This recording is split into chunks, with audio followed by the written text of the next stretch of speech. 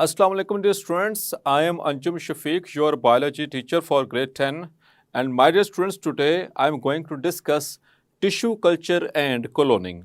So let's move to the board. So students, tissue culture and cloning.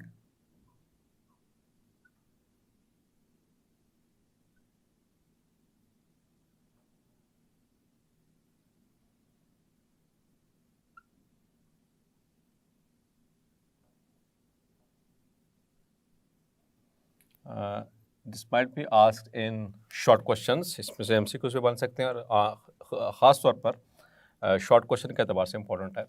So tissue culture and cloning, it is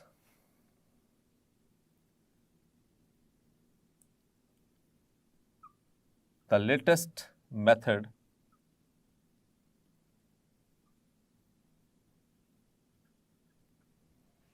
of vegetative propagation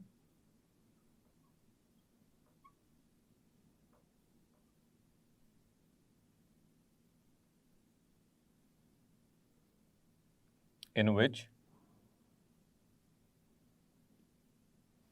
identical offsprings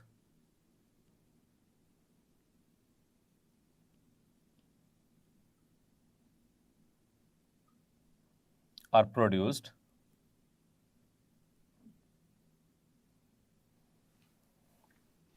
from a single parent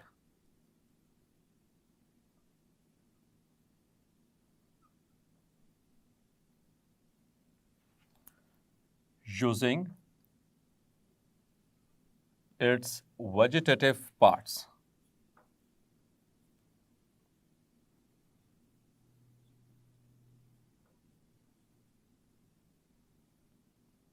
So students, basically जो cloning है, it is the latest method. जितने भी methods हमने पढ़े artificial vegetative propagation के या natural vegetative propagation के, या उससे पहले हमने जितने भी इसके हवाले से डिफरेंट टाइप्स की बात की, तो वेजिटेटिव प्रोपगेशन हमने बात की थी. That is basically the production of new plants by using the vegetative parts. तो वेजिटेटिव पार्ट्स से अगर अगली नस्ल बन जाए प्लांट्स की, तो उसे कहते हैं वेजिटेटिव प्रोपगेशन. उसमें हमने नेचुरल वेजिटेटिव प्रोपगेशन को भी डिस्कस किया था और उसमें आर्टिफिशियल वेजिटेटिव प्रोपगेशन को भी डिस्कस किया था. लेकिन यहाँ पर एक नई एक लेटेस्ट मेथडोलॉजी आई है, that is called as tissue culture and cloning. तो प्लांट्स के अंदर जो क्लोनिंग का जो प्रोसेस है, हम तो सिर्फ सुना करते थे कि पहले माइट भी सम स्टूडेंट्स के कॉन्सेप्ट्स में हो कि सिर्फ एनिमल्स के अंदर क्लोनिंग हो सकती है. So no dear students, plants के अंदर भी क्लोनिंग हो सकती है. So it is the latest method of vegetative propagation in which identical offsprings are made or produced from the single parent by using its vegetative parts. यानी कि किसी भी पेरेंट प्लांट के वेजिटेटिव पार्ट्स यानी उसकी स्टेम या उसकी roots या उसकी लीव्स को इस्तेमाल करके और उससे नया प्लांट बनवाया जाता है बाय एसेक्सुअल रिप्रोडक्शन मेथड. और ये आइडेंटिकल क्यों होते हैं? इससे पहले हमने जितनी भी एसेक्सुअल रिप्रोडक्शन की टाइप्स पढ़ी हैं, like binary fission, like parthenogenesis, like budding और स्पोर फॉर्मेशन और मल्टीपल फिशन और फ्रेगमेंटेशन, जितने भी टाइप्स हमने पढ़ी, सब के अंदर जितने भी ऑफस्प्रिंग बन रहे थे वो सब के सब आइडेंटिकल थे. और इसके पीछे डियर स्टूडेंट्स रीज़न क्या है? रीज़न मैंने आपसे शेयर की थी, because asexual reproduction it involves only mitosis. इसमें सिर्फ माइटोसिस होती है except for the prokaryotes. Prokaryotes में माइटोसिस नहीं होती है because they lack the nucleus. So जहाँ पे भी माइटोसिस होती है, माइटोसिस आपने प्रीवियस ग्रेड में पढ़ा था in chapter number 5 the cell cycle. वहाँ पर आपने इसको डिस्कस किया था कि ये बेसिकली जो प्रोसेस है माइटोसिस का, यानी कि सेल डिवीजन का जो प्रोसेस है, इसमें नंबर ऑफ क्रोमोसोम जो होता है वो बिल्कुल सेम रहता है as it is in the parent cells. और इसी वजह से उनके अंदर जितने भी करेक्टरिस्टिक्स होते हैं वो एज इट इज़ पेरेंट्स वाले आएंगे. उनकी शक्ल भी पेरेंट्स जैसी, उनके करेक्टरिस्टिक्स भी, उनके तमाम के तमाम ट्रेट्स होंगे वो पेरेंट्स जैसे होंगे. So that is the reason हम यहाँ पर कहते हैं कि they are identical to the parents. जितनी भी एसेक्सुअल रिप्रोडक्शन है, all of the offsprings they are identical to their parents. और इसमें हमने ये भी बात की थी कि इसमें सिंगल पेरेंट इन्वॉल्व होता है. आपको याद होगा इस चैप्टर के शुरू में जब मैंने सेक्सुअल और एसेक्सुअल रिप्रोडक्शन को कंपेयर किया था, उसमें हमने कंपैरिजन को स्टडी किया था, तो तब मैंने आपसे ये बात की थी, वहाँ पर एक पॉइंट को डिस्कस किया था डिटेल के साथ कि in asexual reproduction there is usually involvement of a single parent, जबकि सेक्सुअल रिप्रोडक्शन के अंदर दोनों पेरेंट्स की इन्वॉल्वमेंट होना ज़रूरी होती है। So dear students, that is इसको दोबारा से एक दफ़ा देख लेते हैं। It is the latest method of vegetative propagation in which the identical offsprings are made from a single parent by using its vegetative parts. और डियर स्टूडेंट्स, एक और इन्फॉर्मेशन आपको देता चलता हूँ। This method is also called as micro propagation.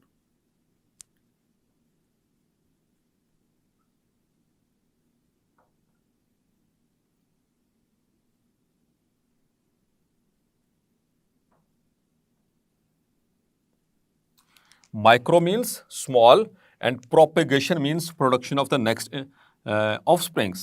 So this method means कि जो हम मेथड को स्टडी करें means cloning,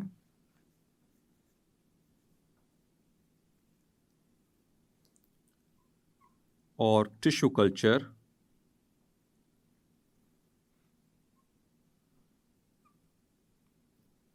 is called micropropagation.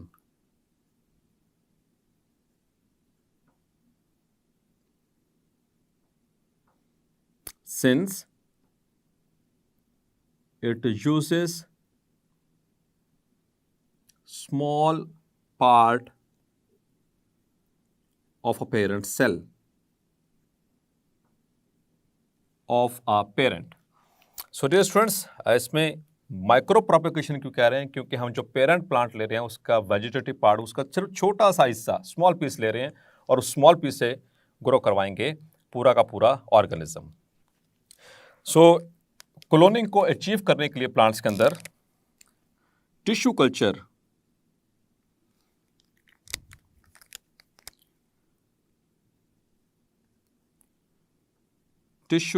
Culture methodology or method is used to obtain the cloning or clone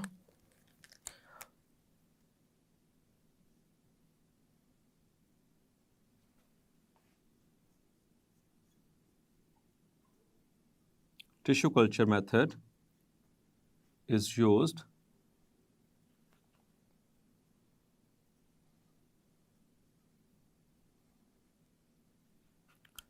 for the process of cloning. और dear students, इस process में किया जाता है, a small piece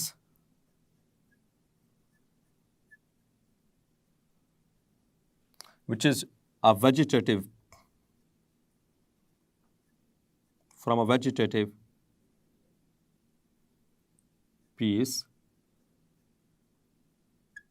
a small piece is excised, means it is cutted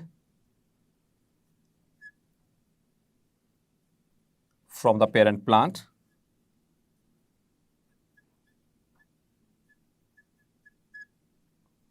and dear students, next it is put into a suitable nutrient medium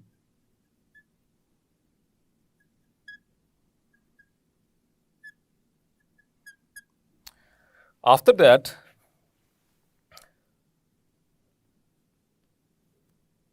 After some time,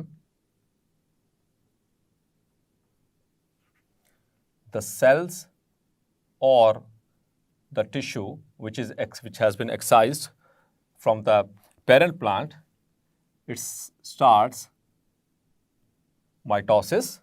उसमें mitosis start हो जाती है, and it forms a mass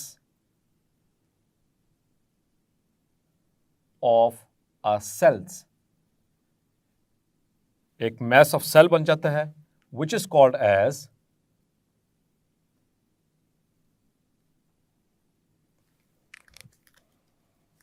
callus, which is called as callus. Now, dear students, this callus is, or these calluses are transferred into another medium. एक और medium उसको shift किया जाता है, ट्रांसफर किया जाता है उस कैलस को। और कैलस क्या है? जब हमने पेरेंट प्लांट से एक छोटा सा जब हमने पेरेंट प्लांट से एक छोटा सा पीस एक्सरसाइज किया, तो वो उसको जब हम न्यूट्रिएंट मीडियम के अंदर सुटेबल अप्रोप्रिएट न्यूट्रिएंट मीडियम के अंदर रखेंगे, तो वो स्टार्ट कर देगा माइटोसिस। और माइटोसिस से सेल्स बनना शुरू हो जाएंगे, और एक जैसे सेल्स क्या कहलाते हैं? Tissue. So it forms a tissue which is called as callus, and this callus is again transferred into another medium that contains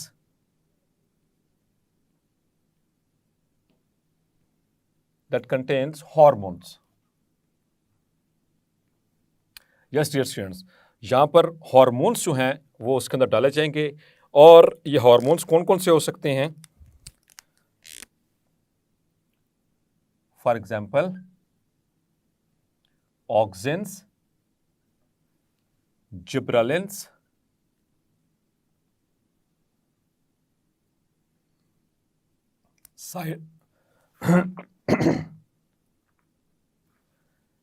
cytokinins,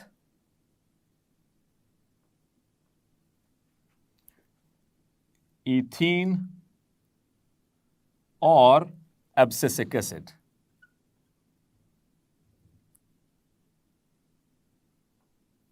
So these are the hormones which are required for the plant growth, and these hormones are responsible for the production of roots, stems and leaves. तो जब उस callus को इस medium में डाला जाएगा जिसके अंदर हार्मोन्स होंगे, फॉर एग्जांपल इनमें हर एक हार्मोन का अपना अपना फंक्शन है। इसमें कुछ ग्रोथ प्रोमोटर्स होते हैं, कुछ ग्रोथ जो हैं वो उसको रिटार्ड कर देते हैं कि डिफरेंट पार्ट्स की, नॉट होल प्लांट। तो मुख्तलिफ इनका एक्शन है। That comes in the hormones. Then these calluses start producing stem, leaves and roots.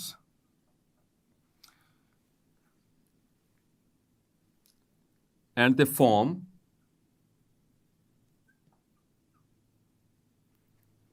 small plants. छोटे छोटे प्लांट्स बना देते हैं। Clear students? अब ये जो उनसे छोटे छोटे प्लांट्स होंगे उस मीडियम के अंदर जहाँ पर हार्मोन्स में उसको शिफ्ट किया गया था, एक छोटे से पीस को, वो कैलस बना। कैलस के बाद उसको जब हार्मोन्स पे शिफ्ट किया तो उसमें स्टेम बनना शुरू होगी, रूट्स बनना शुरू होंगी, लीव्स बनना शुरू होके वो छोटे छोटे प्लांटेट्स बन जाएंगे। अब उन छोटे प्लांट्स को फिर शिफ्ट किया जाएगा या तो पॉट्स के अंदर या फिर फील्ड्स के अंदर। देन दीज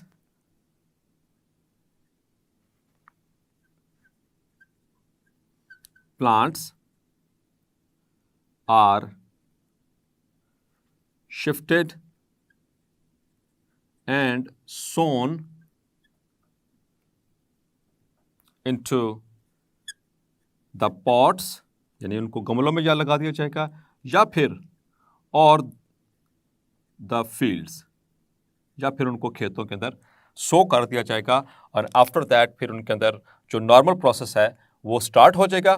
और फिर आगे जो अडल्ट प्लांट बनेंगे that will be identical to the parent plant. जिस प्लांट से हमने उसको एक्सरसाइज करवाया था, जिसने छोटे से हिस्से को वहाँ से रिमूव किया था, तो डियर स्टूडेंट्स वो हिस्सा जो है वो स्टार्ट कर देगा। डियर स्टूडेंट्स, यहाँ पर एक चीज़ आपने जहन में रखनी है,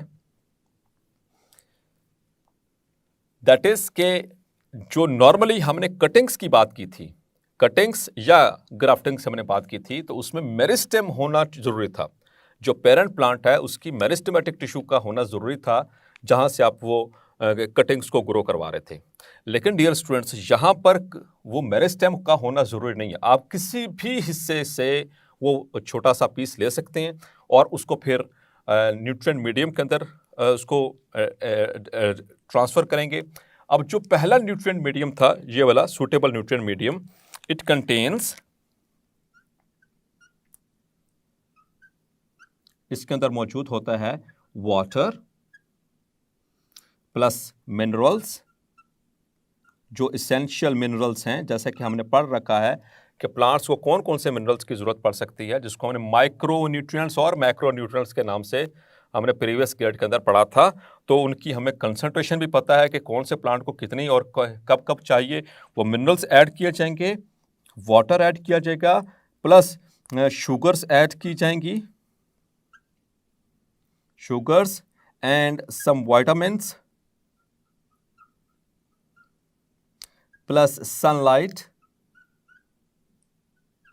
जो कि उसको थोड़ा सा हीट इफेक्ट देगी, बिकॉज प्लांट्स के अंदर जो बेस्ट ग्रोइंग टेम्परेचर होता है that is between 25 to 30 degree Celsius. तो ये टेम्परेचर जब उसको सनलाइट की मदद से देते तो वो सूटेबली, क्योंकि नेक्स्ट जब हम उनको ट्रांसफ़र करने वाले हैं दूसरे हार्मोन वाले मीडियम के ऊपर, तो उनकी ग्रोथ स्टार्ट हो जाएगी, उनमें से लीव्स निकलेंगे, स्टेम निकलेगी, तो लाइट्स के ज़रिए वो अब फोटोसिंथेसिस करना शुरू कर देगा और उस फोटोसिंथेसिस के नतीजे में फिर वो अपनी ग्रोथ को खुद कंटिन्यू करेगा और एक नया प्लांट इमर्ज बन के सामने आएगा। That will be 100% and completely identical to the parent plant from which the small fragment or small piece has been taken. So dear students, remember this thing that tissue culture and cloning, it is the latest technology for vegetative propagation और hopefully आज का lecture आपको clarify हो गया होगा। मिलते हैं next lecture में regarding the sexual reproduction in plants. तब तक अपना ख्याल रखिएगा। अल्लाह हाफिज़।